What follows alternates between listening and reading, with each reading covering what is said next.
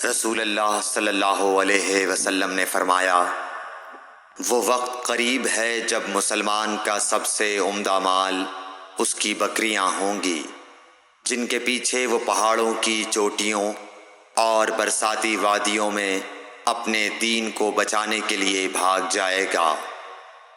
صحیح بخاری حدیث نمبر 19۔ رسول اللہ صلی اللہ علیہ وسلم کسی کام کا حکم دیتے تو وہ ایسا ہی کام ہوتا جس کے کرنے کی لوگوں میں طاقت ہوتی۔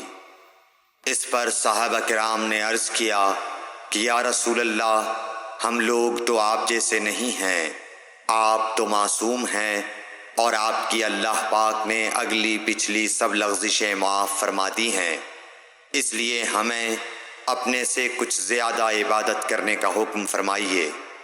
یہ سن کر آپ ناراض ہوئے، حتیٰ کہ خفگی آپ کے چہرہ مبارک سے ظاہر ہونے لگی۔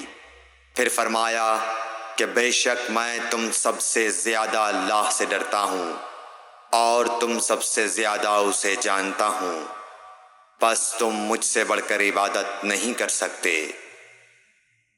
صحیح بخاری حدیث نمبر 20۔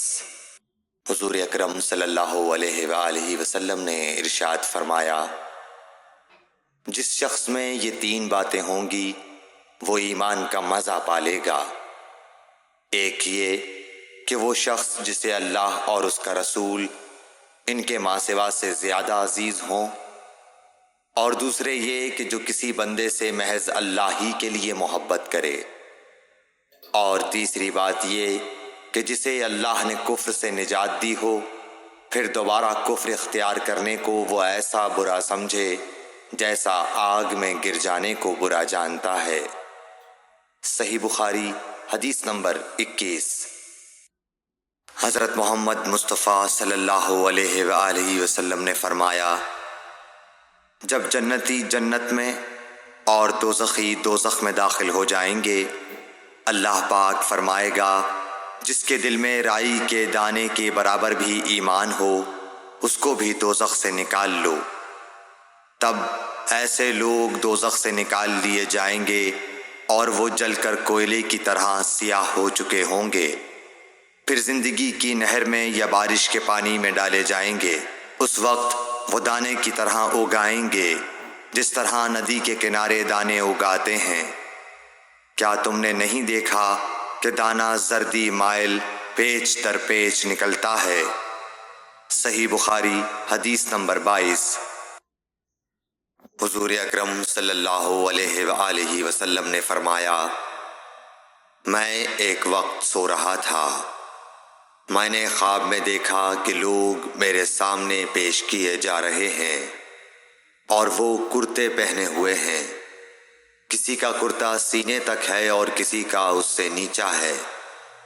پھر میرے سامنے عمر بن خطاب لائے گئے، ان کے بدن پر جو کرتا تھا اسے وہ گھسیٹ رہے تھے، یعنی ان کا کرتا زمین تک نیچا تھا۔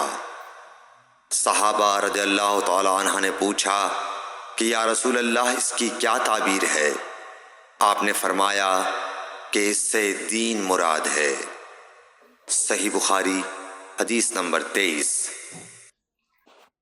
ایک مرتبہ رسول کریم صلی اللہ علیہ وسلم ایک انصاری شخص کے پاس سے گزرے، اس حال میں کہ وہ اپنے ایک بھائی سے کہہ رہے تھے کہ تم اتنی شرم کیوں کرتے ہو؟ آپ نے اس انصاری سے فرمایا کہ اس کو اس کے حال پر رہنے دو، کیونکہ حیا بھی ایمان ہی کا ایک حصہ ہے۔